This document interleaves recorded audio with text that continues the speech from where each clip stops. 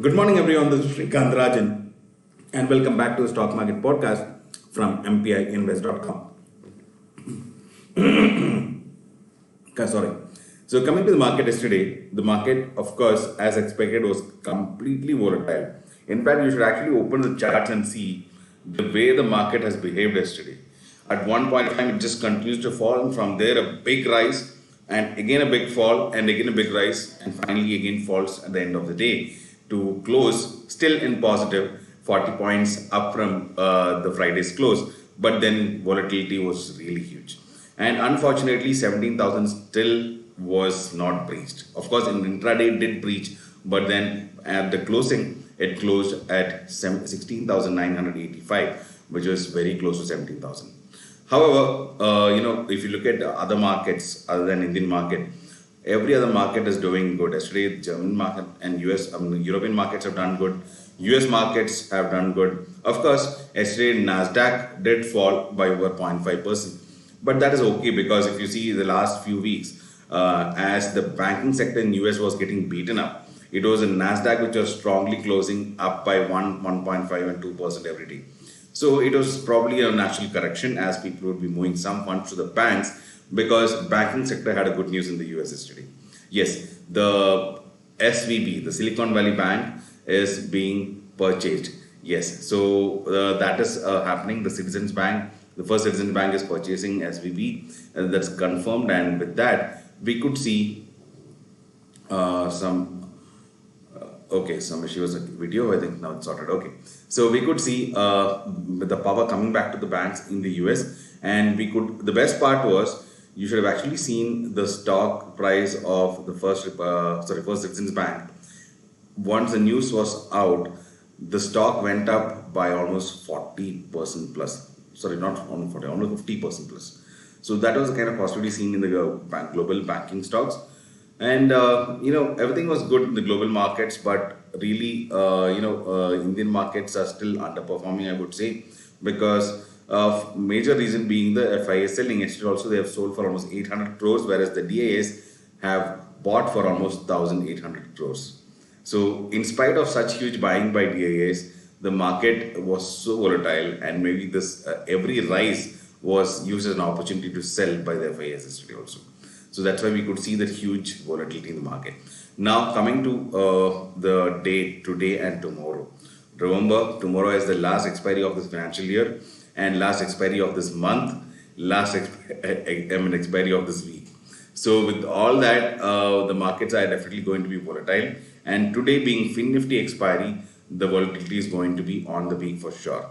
So with all this, of course, the markets are going to look volatile and start going up and down. But then one important thing that we need to note here is the market is still within the range that we had discussed.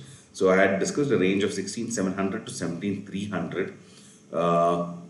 But that is something which would probably look good. In fact, as on today, I am expecting the market to kind of I'm just narrowing down the range within 16,800 to 17,200. So this is a range that I'm expecting the market to kind of close or expire tomorrow. But in between, of course, there could be intraday volatility, which cannot be controlled. So that's the kind of situation right now in the market. So one important thing, of course, is yesterday, all those people in the MPA community who did their loss harvesting yesterday should be happy because probably the market is going to be seen opening almost flat. So if you had sold your stocks in the afternoon when the market was at the peak, now the market has come down, so probably you'll get some benefit out of buying at a lower price. So as we speak, I'm looking at SGX Nifty. In fact, SGX Nifty, today being Tuesday, the podcast is early. I am busy with my other meeting. So if you look at SGX Nifty right now, it is trading slightly up. I would say flat only. So it's at 17,140. However, today, unless the markets are going to settle strongly above 17,000, the next is 17,100, 17,200 could be a hurdle for now. Similarly, on the lower side, 16,800 could be a very important support for now, which may not be broken, like I told you, by tomorrow.